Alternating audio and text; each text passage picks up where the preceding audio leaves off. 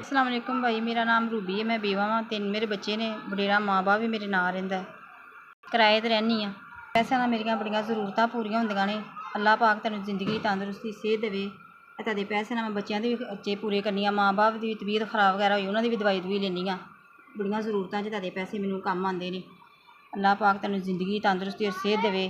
अल्लाह पाक तुसीं अपने बच्चों ते सलामत रवो, कैम जिथे भी रहिंदे हो। अल्लाह पाक तैनूं जिंदगी देवे, तंदुरुस्ती सेहत देवे। तुसीं अपने बच्चों ते सलामत रवो।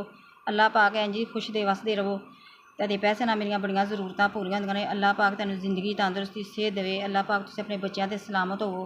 मैनूं तेरे पैसों की बड़ी उड़ीक होंदी है। मैनूं बड़ी खुशी होंदी है। उस टाइम मेरे बच्चे भी खुश हो जाते हैं, क्योंकि इन्हां दियां भी हर जरूरतां पूरियां होंदियां ने। घर दा सौदा भी पा लैनी आं। अल्लाह पाक तैनूं जिंदगी तंदुरुस्ती देवे। पूरा महीना तेरे पैसे इस्तेमाल करनी आं। पूरा महीना इन्हां पैसों नाल मैं अपना घर चलानी आं। अल्लाह पाक तैनूं जिंदगी तंदुरुस्ती सेहत देवे। तुसीं अपने बच्चों ते सलामत रवो।